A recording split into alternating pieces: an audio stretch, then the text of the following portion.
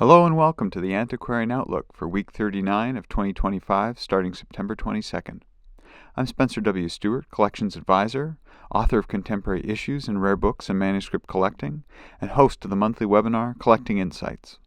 For more details on my services, publications, and programs, follow the links below, along with links to the various auctions we mentioned in this program.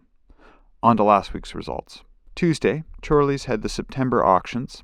There were 1,174 lots offered, within which there were 296 lots offered connected to books and ephemera. 191 sold, making for a 64.5% sell-through rate. Highest price realized was for lot 303. This two-volume set of the genuine works of James Gilray, published in 1830. Estimates were set at £3,000 to £5,000, realizing £5,000. Bonhams had prints in multiples.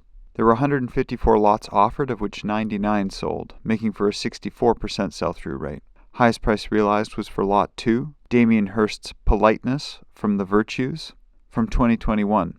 Estimates were set at £6,000 to £8,000, realizing £12,800. A buy-in of note, Lot 8, David Hockney's Etching with Aquatint, Maurice, from 1998. Estimates were set at £12,000 to £18,000.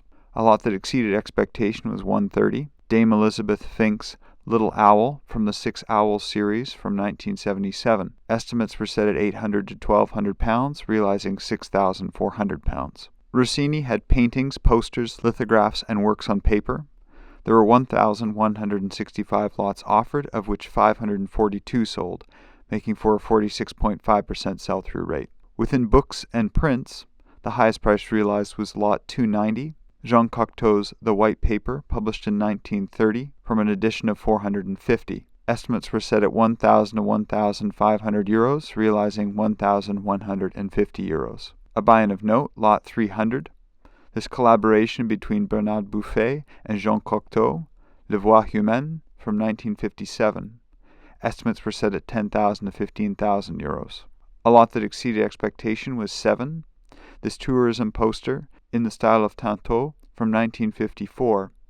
Estimates were set at €10 to €15, realizing $350. Bonhams had the personal collection of Jean Milan. There were 98 lots offered, within which there were 82 related to books and prints. 74 sold, making for a 90% sell-through rate. Highest price realized was for lot 47, Selman's lithograph from 1975, Ocean, from the untitled portfolio. Estimates were set at $10,000 to $15,000, realizing $40,960. A buy-in of note, Lot 72, this lithograph print by Ruchet, 26 gasoline stations, from book covers, 1970. Estimates were set at $12,000 to $18,000. On to Wednesday, ALDE had gastronomy and wine, books and menus. There were 222 lots offered, of which 175 sold, making for a 79% sell-through rate.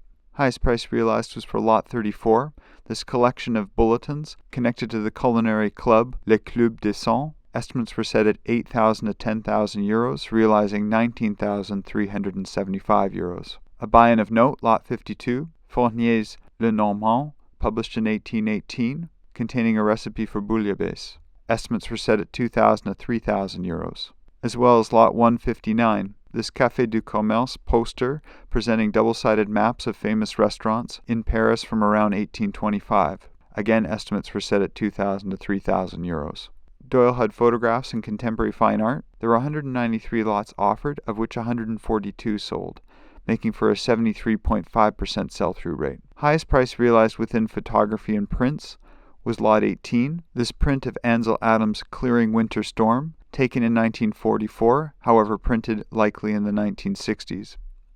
Estimates were set at $40,000 to $60,000, realizing $28,160. A buy-in of note from photography and prints, Lot 28, this later print of Henri Cartier-Bresson's photograph of the Bolshoi Ballet School, taken in 1954. Estimates were set at $10,000 to $15,000. On to Thursday, Koller Auctions in Switzerland had their books and autographs online sale.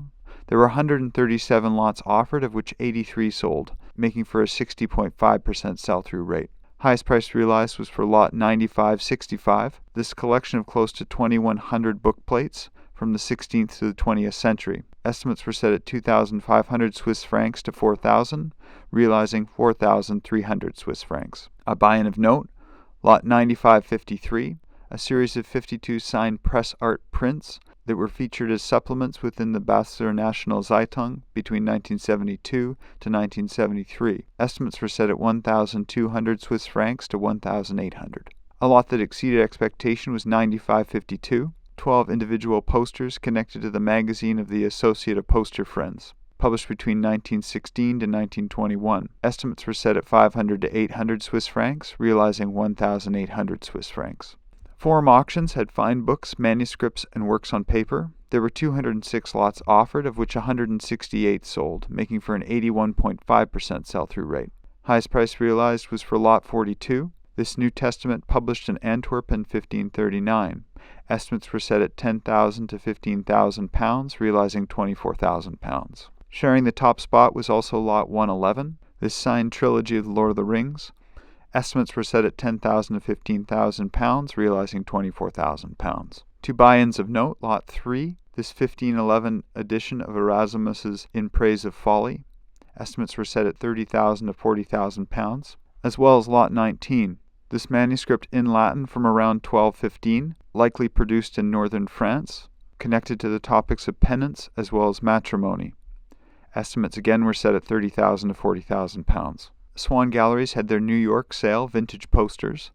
There were 215 lots offered, of which 157 sold, making for a 73% sell-through rate. Highest price realized was lot 45, this dry point laid on paper by Martin Lewis, Relics, Speakeasy Corner from 1928, in an edition of 111. Estimates were set at 30,000 to 50,000 US dollars, realizing 34,000 US dollars. As well as lot 50, again Lewis, Shadow Dance from 1930, a dry point done in an edition of 109. Estimates were set at 25,000 to 35,000 US dollars, realizing 34,000 US dollars. A buy-in of note, lot 211, Nathan Lyons' portfolio after 9/11, published in 2002. Estimates were set at 5,000 to 7,500 US dollars. Bonham's had Unplugged and Unforgettable, a music auction. There were 45 lots offered, of which 23 sold, making for a 51% sell-through rate. Highest price realized was for lot 15, Stevie Nicks' personal diary with handwritten entries and annotations from 1968. Estimates were set at 6,000 to 8,000 US dollars, realizing 76,000 US dollars. A buy-in of note, lot 38, the original hand-drawn concept design and handwritten script notes for the Eagles album Desperado from 1973. Estimates were set at 15,000 to 20,000 US dollars. Grosse de Lettres had books and manuscripts. There were 244 lots offered, of which 114 sold, making for a 59% sell-through rate. Highest price realized was for lot 184, Fujita's The Enchanted River from 1951. Estimates were set at 30,000 to 40,000 euros, realizing 48,000 euros. A buy-in of note, lot 222, Robert de Flers' Ilse, Princess of Tripoli, from 1897, an excellent example of Art Nouveau design, along with a signed binding, in a limited edition of 252. Estimates were set at 5,000 to 7,000 euros. A lot that exceeded expectation was 148, Victor Adams's The Horse Lover, published in 1857. Estimates were set at 800 to 1,000 euros, realizing 4,000 euros.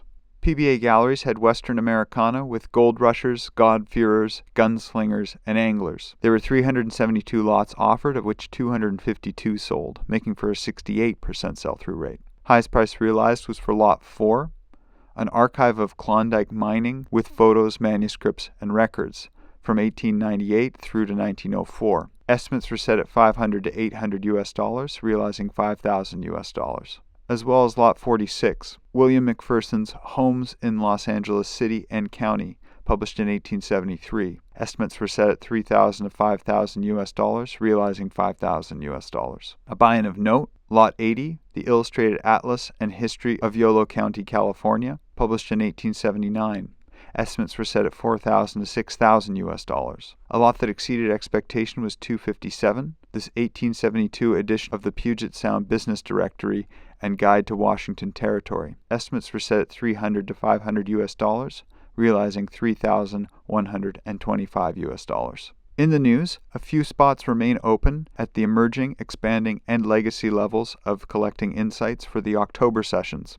As always, all registrants will receive a complimentary copy of Contemporary Issues in Rare Books and Manuscript Collecting. So follow the links below and have a look at the course content to see which program would suit you best. For a hyperlinked list of next week's auctions we have an eye on, please get in touch with us directly. The Antiquarian Outlook is totally independent. Its producers do not hold inventory, nor do they represent any consignments or acquisitions mentioned. Well, that's been the week from here. What did you think of last week's results? Anything surprise you? Anything you have your eye on? Please be sure to put some comments below and we'll keep the conversation going. Remember, if you want to stay up to date, be sure to like this video, subscribe to the YouTube channel, turn on your notification, and let others know about this program. Thanks again for tuning in. All for now. See you next week.